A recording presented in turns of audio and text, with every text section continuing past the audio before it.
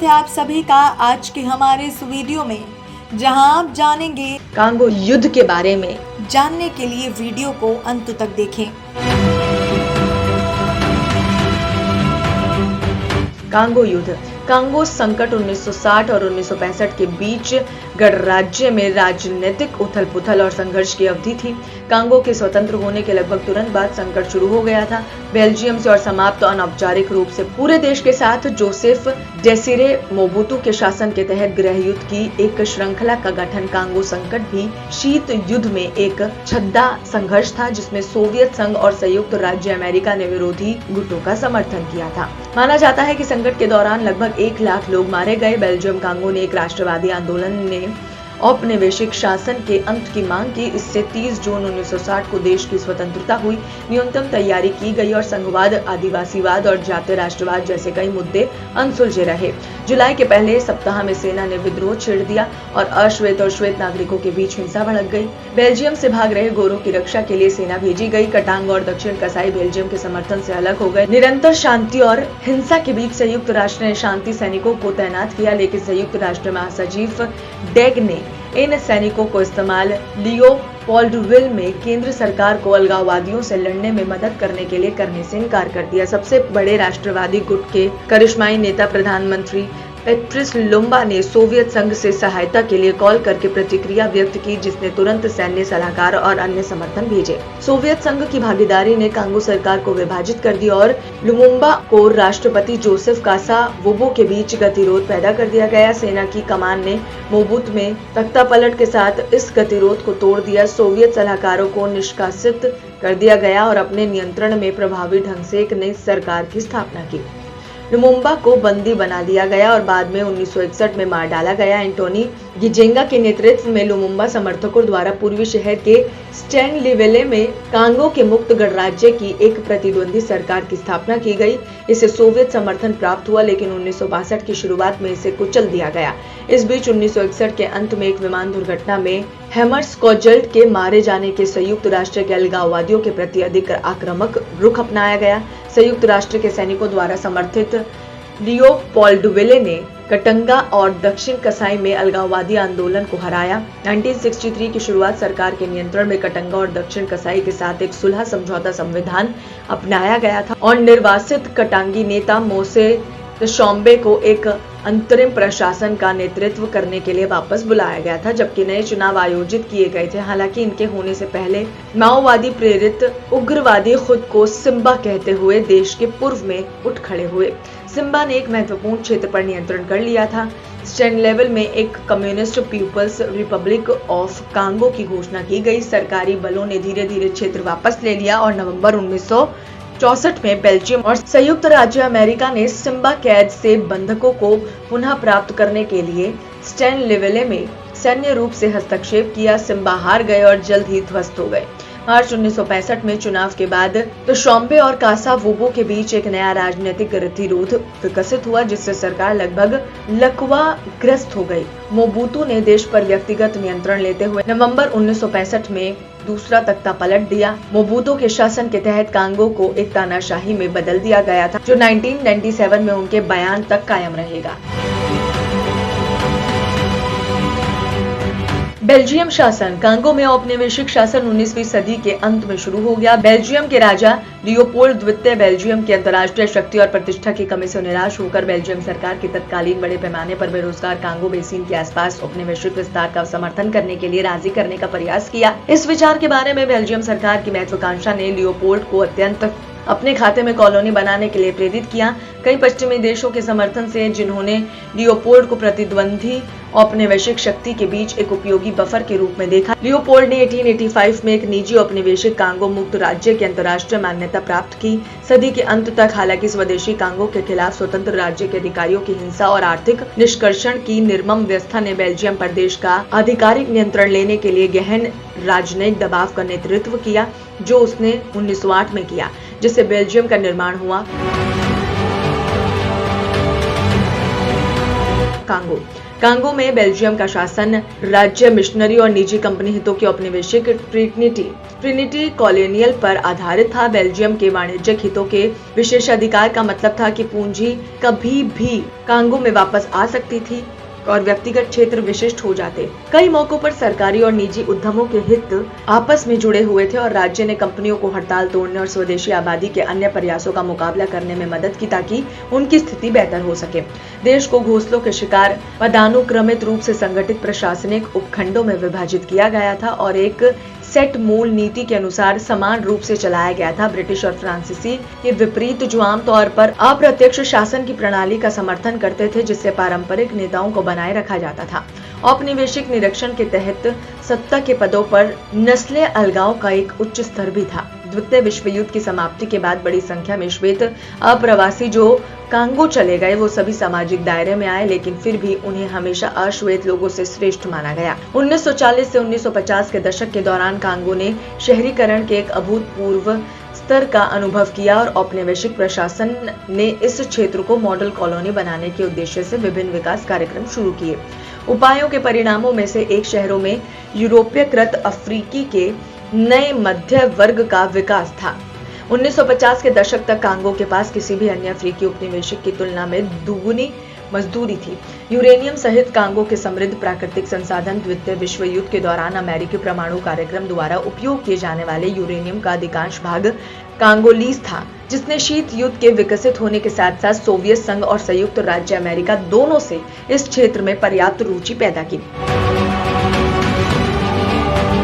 राजनीतिक और कट्टरवाद।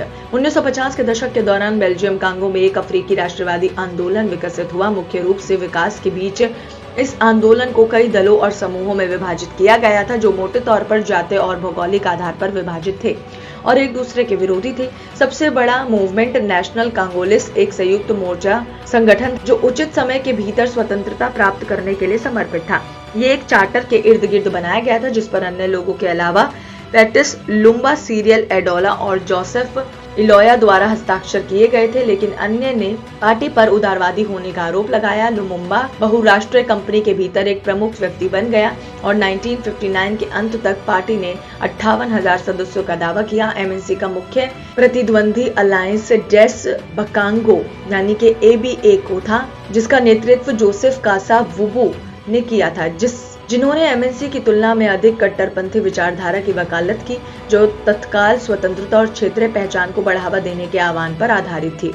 अबाको का रुख बहुराष्ट्रीय कंपनियों की तुलना में अधिक जातीय राष्ट्रवाद था, जिसे तर्क दिया गया कि एक स्वतंत्र कांगो को कांगो के पूर्व औपनिवेशिक साम्राज्य के उत्तराधिकारी के रूप में बकागो द्वारा चलाया जाना चाहिए। कॉन्फेडरेशन देश एसोसिएशन ट्राइबल्स ड्यू कटंगा, जो मौसे तशोम्बे के नेतृत्व में एक स्थानीय पार्टी थी, तीसरा प्रमुख संगठन था। इसने संघवाद की वकालत की और मुख्य रूप से दक्षिण प्रांत कटंगा का प्रतिनिधित्व किया।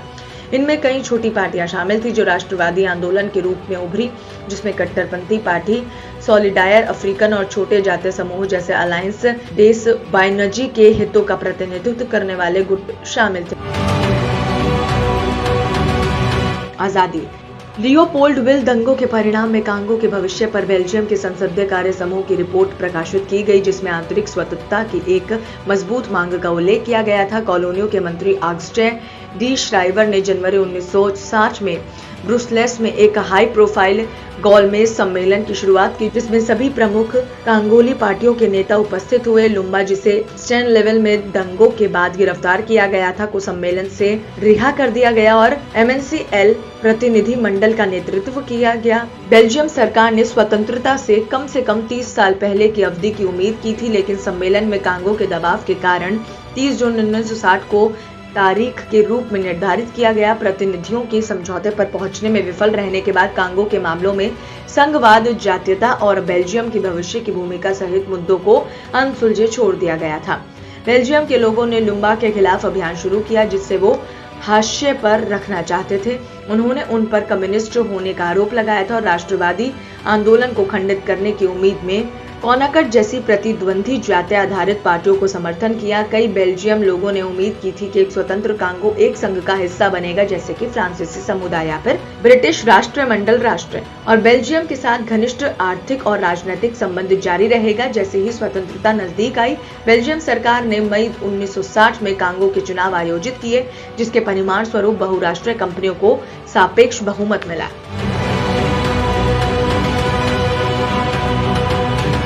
बल सार्वजनिक विद्रोह और नस्लीय हिंसा और बेल्जियम हस्तक्षेप।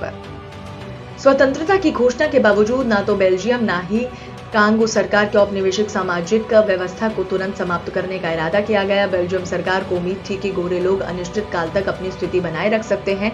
कांगो गणराज्य अभी भी औपनिवेशिक संस्थाओं जैसे फोर्स पब्लिक पर दिन प्रतिदिन कार्य करने के लिए निर्भर था और बेल्जियम द्वारा स्थापित सफेद तकनीकी विशेषज्ञों का उपयुक्त रूप से योग्य काले कंगोली प्रतिस्थापना की व्यापक अनुपस्थिति में बनाए रखा गया था। उच्च शिक्षा के संबंध में प्रतिबद्ध कई कांगो के लोगों ने यह मान लिया था कि स्वतंत्रता मूर्त और तत्काल सामाजिक परिवर्तन उत्पन्न करेगी, इसलिए गोरों को महत्व के पदों पर बनाए रखने का व्यापक रूप से विरोध किया गया था। फोर्स पब्लिक के Belgium commander lieutenant general Emile Janssens ने कांगो की स्वतंत्रता को कमांड की प्रकृति में बदलाव के रूप में देखने से इनकार कर दिया था। स्वतंत्रता उत्सव के एक दिन बाद उन्होंने अपने लियोपोल्डविल गैरिसन के काले गैर कमीशन अधिकारियों को इकट्ठा किया और उन्होंने बताया कि उनके आदेश के तहत चीजें समान रहेंगी।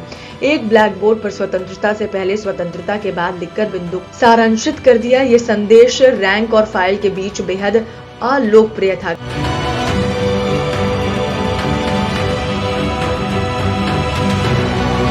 परिणाम: कबीलों के शासन के तहत नया कांगो राज्य निराशाजनक रूप से मोबूतू के तहत ज़ेरे के समान साबित हुआ। अर्थव्यवस्था गंभीर रूप से खराब स्थिति में रही और कबीला के भ्रष्ट शासन के तहत और भी खराब हो गई थी। इसके अलावा वो सरकार में सुधार करने में विफल रहे, जो कमजोर और भ्रष्ट बनी रही। इसके बजाय कबीला ने एक जोरदार केंद्रीकरण अभियान शुरू किया, जिससे पूर्व में अल्पसंख्यक समूहों के साथ नए सिरे से संघर्ष हुआ, जिन्होंने स्वायत्तता की मांग की। कबीले को विदेशी शासन के एक उपकरण के रूप में भी देखा जाने लगा, जिसने उसे सत्ता में ले लिया। इस छवि का मुकाबला करने और घरेलू समर्थन बढ़ाने के लिए उन्होंने विदेशों में अपने सहयोगियों के खिलाफ जाना शुरू कर दिया। इसकी परिणति 26 जुलाई 1998 को डीआरसी से सभी विदेशी बलों के निष्कासन के रूप में हुई। जिन राज्यों में सशस्त्र बल अभी भी डीआरसी में हैं, उन्होंने अनिच्छा में अनुपालन किया। हालांकि उनमें से कुछ ने इसे अपने हितों को कम करने के रूप में देखा, विशेष रूप से रवाना, जिसे एक प्रॉक्सी स्थापित करने की उम्मीद की थी। किशानसा में शासन कबीला के सत्ता में आने के बाद पहले कांगो युद्ध के लिए कारक बने रहे। इनमें से प्रमुख पूर्वी डीआरसी में जातीय तनाव थे। यहाँ सरकार का अभी भी बहुत कम नियंत्रण था। वहाँ ऐतिहासिक दुश्मनी बनी रही और ये राय की बन्ने मोलेगा, साथ ही सभी तुत्सी विदेशी थे। उनके बचाव में विदेशी कब्जे से मजबूत हुआ। इसके अलावा रवाड़ा अपनी सुरक्षित चिंताओं को संतोषजनक ढंग से दूर करने में सक्षम नहीं था। शरणार्थियों को जबरन वापस लाकर रवाड़ा ने संघर्ष का आयत किया था। ये रवाड़ा के पश्चिमी प्रांतों में मुख्य रूप से हुतो विद्रोह के रूप में प्रकट हुआ, जिससे पूर्वी डीआरसी में चरमपंथी तत्वों द्वारा समर्थित किया गया था। डीआरसी में सैनिकों के बिना रवाड़ा विद्रोहियों का सफलतापूर्वक मुकाबला करने में असमर्थ थे। अगस्त 1998 के पहले दिनों में नई कांगो सेना के 2 ब्रिगेड ने सरकार के खिलाफ विद्रोह किया और विद्रोही समूहों का गठन किया गया, जिन्हें कंगाली और कपाला के साथ मिलकर काम किया। इसने दूसरे कांगो युद्धों की शुरुआत को चिन्हित भी किया।